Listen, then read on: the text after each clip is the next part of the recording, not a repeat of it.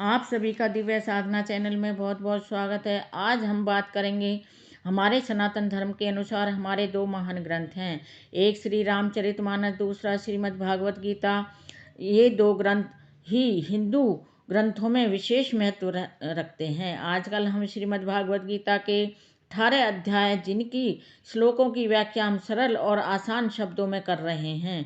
अब तक हमने श्रीमद् भागवत गीता की भूमिका की और उसके पहले अध्याय जिसका नाम है कुरुक्षेत्र में युद्ध स्थल में सैन्य निरीक्षण के श्लोकों की व्याख्या हम सरल और आसान शब्दों में कर चुके हैं। अब हम आगे कर रहे हैं श्रीमद् भागवत गीता के दूसरे अध्याय जिसका नाम है गीता का सार।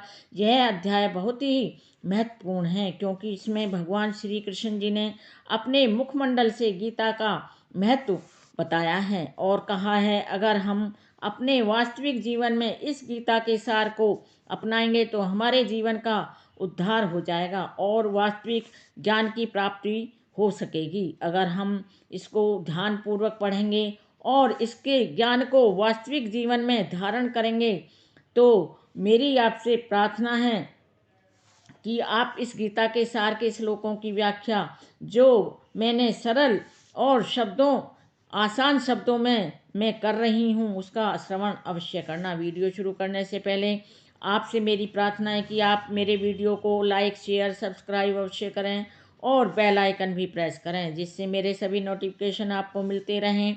अब शुरू करते हैं आज का वीडियो जिसका नाम है गीता का सार, जो श्रीमद् भागवत गीता का दूसरा अध्याय है। इसके श्लोकों की व्याख्या सरल और आसान शब्दों में हम कर रहे हैं। आज का श्लोक है 11। श्री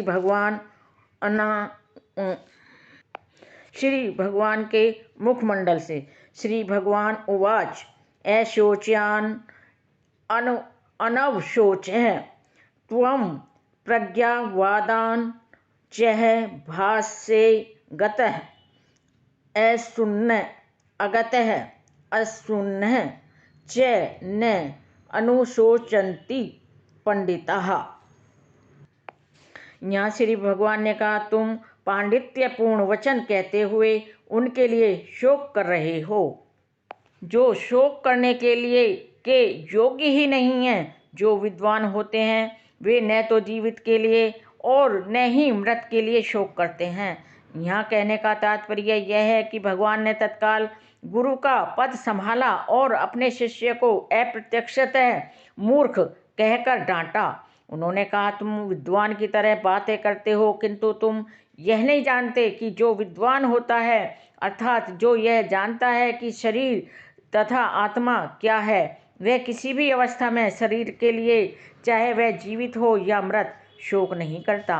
अगले अध्यायों में यह स्पष्ट हो जाएगा कि ज्ञान का अर्थ पदार्थ, आत्मा एवं इन दोनों के नियामक को जानना है। अर्जुन का तर्क था कि राजनीति, समाज नीति की अपेक्षा धर्म को अधिक महत्व मिलना चाहिए किंतु उसे यह ज्ञात नहीं था अर्थात उसे यह ज्ञान नहीं था कि पदार्थ, आत्मा तथा परमेश्वर का ज्ञान धार्मिक सूत्रों से भी अधिक महत्वपूर्ण होता है और चूंकि उसमें इस ज्ञान का अभाव था अतः उसे विद्वान नहीं बनना चाहिए था और चूंकि वह अत्यधिक विद्वान भी नहीं था इसलिए वह शोक के सर्वथा अयोग्य वस्तु के लिए शोक कर रहा था। यह शरीर जन्मता है और आज या कल इसका विनाश निश्चित है अर्थात यह संभव है कि उसका विनाश तो होना ही है। अतः शरीर उतना महत्वपूर्ण नहीं होता जितनी की आत्मा होती है। जो इस तथ्य को जान लेता है